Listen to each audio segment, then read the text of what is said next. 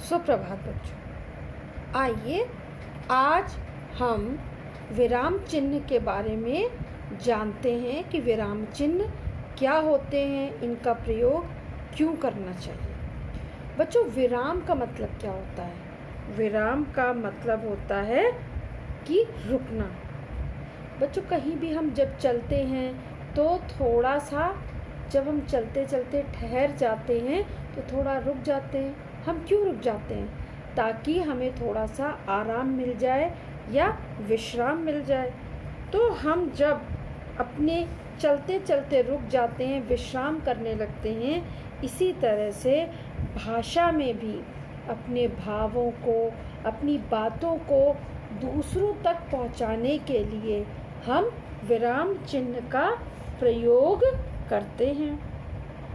ठीक है, इससे क्या होता है? इससे ये होता है कि हम जो बात कह रहे हैं वो बात अधिक प्रभावशाली ढंग से दूसरे लोगों को समझ में आ जाती है। इस प्रकार हमें अपनी बात को दूसरों तक पहुंचाने के लिए, समझाने के लिए समस्या का सामना नहीं करना पड़ता है। तो हमने जाना कि विराम का अर्थ होता है रुकना। ठीक, तो भाषा जो है, हमने जैसा कि पहले पाठ में पढ़ा था, दो तरह की होती है। कौन कौन सी होती है? लिखित भाषा और मौखिक भाषा। तो यदि लिखित भाषा और मौखिक भाषा में विराम चिन्ह नहीं होंगे तो क्या होगा बच्चों? हम जो बात कह रहे हैं, हम जो बात दूसरों को समझाना चाह रहे हैं, वो समझ में नहीं आएगी। तो हमारी बात का क्या हो जाएगा? अर्थ बदल जाएगा। और जब किसी भी बात का अर्थ बदल जाता है, उसका मतलब बदल जाता है, तो वो अनर्थ हो जाता है। हम जो चीज़ कहना चाहते हैं वो तो समझ आती नहीं और सामने वाला दूसरा ही अर्थ निकाल लेता है। तो इसीलिए हम लिखित भाषा में विराम चिन्ह का प्रयोग करते हैं, ताकि जब वो लिखित भाषा दूसरे लोग पढ़ें तो उनको समझ में आ जाए कि हम क्या कहना चाह रहे हैं। तो विराम चिन्ह में सबसे पहले आज हम पढ़ते हैं पूर्ण विराम के बारे में। बच्चों, पूर्ण विराम क्या है? जब हमारा वाक्य पूरा हो जाता है। पूर्ण का अर्थ होता है पूरा और विराम का अर्थ होता है रुकना, है ना? तो जब हम बातचीत करते हैं या हम कोई चीज़ लिखते हैं और हमारा वाक्य पूरा हो जाता है, तब हम वहाँ पे पूर्ण विराम लगा देते हैं। उदाहरण के लिए हम देखें, आजकल की पढ़ाई तो बहुत कठिन हो गई है। अब हमारा वाक्य जो है वो ख़त्म हो गया। जब हमारा वाक्य ख़त्म हो गया तो हमने क्या लगा दिया? पूर्ण विराम। अब दूसरा उदाहरण, जैसे बारिश बहुत तेज़ हो रही थी। बारिश बहुत तेज़ हो रही थी, ये हमने बोल दिया। अब वाक्य पूरा हो गया, इसको हमने लिख भी दिया, तो हमने क्या लगा दिया? पूर्ण विराम। अब हमने लिखा, जैसे बोला विक्रम ने किताब छुपा दी। विक्रम ने किताब छुपा दी, वाक्य पूरा हो गया, तो हमने यहाँ पे लगा दिया पूर्ण विराम। हाय, मेरे हाथ में बहुत दर्द हो रहा है। मेरे हाथ में दर्द हो रहा है, हमने ये बता दिया, ये लिख दिया और हमने लगा दिया पूर्ण विराम। इसका मतलब हमारा वाक्य पूरा हो गया है। अब आते हैं हम अल्प विराम पे। बच्चों, अल्प विराम का मतलब होता है थोड़ा सा रुकना। अल्प माने थोड़ा और विराम का मतलब रुकना। जब हम हल्का सा रुकते हैं तब वहाँ पर अल्प विराम लगाया जाता है, जिसको कि आप अंग्रेज़ी भाषा में कॉमा भी कहते हैं। ठीक, तो बातचीत करते समय या लिखते समय जब हम बीच बीच में थोड़ा सा रुक जाते हैं, वहाँ पर अल्प विराम का प्रयोग किया जाता है। आया समझ में बच्चों?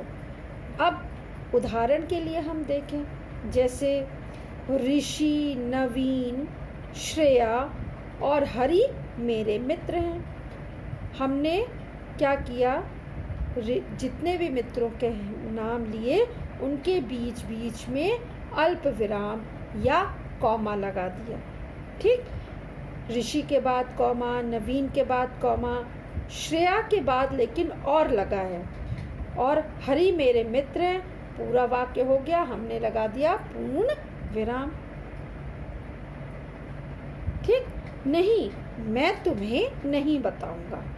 अब ये बात बच्चों हमेशा याद रखना, हाँ या नहीं के बाद में हमेशा कॉमा लगता है।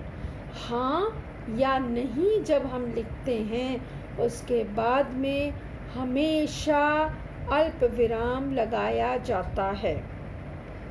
ठीक, जैसे हमने बोला नहीं, मैं तुम्हें नहीं बताऊंगा, नहीं के बाद हमने लगा दिया अल्प विराम या कॉमा, और जब हमारा वाक्य पूरा हो गया तब हमने लगा दिया पूर्ण विराम, है ना। तो ये हो गया हमारा अल्प विराम का उदाहरण। बच्चों, कभी कभी अल्प विराम लगाने से वाक्य का अर्थ बदल जाता है। जैसे उसे रोको मत जाने दो। ठीक, अगर हमने लगा दिया उसे रोको के बाद कॉमा या अल्प विराम, तो यहाँ पर इस वाक्य में यह अर्थ हुआ कि वह जो जाने वाला व्यक्ति है उसे रोक लो और जाने मत दो।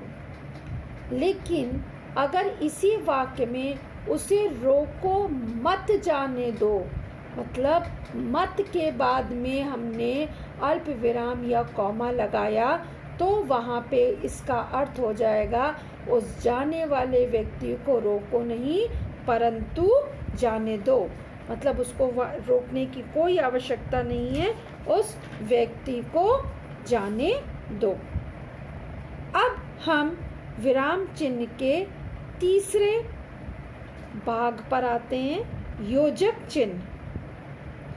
इन जो योजक चिन्ह होता है इसका प्रयोग उल्टे शब्दों का, मतलब जो उल्टा अर्थ देते हैं वहाँ किया जाता है, आपस में तुलना करने के लिए किया जाता है, या हम जब एक जैसे दो शब्दों का प्रयोग करते हैं तब भी किया जाता है। जैसे दिन रात, इधर उधर, माता पिता, किन किन।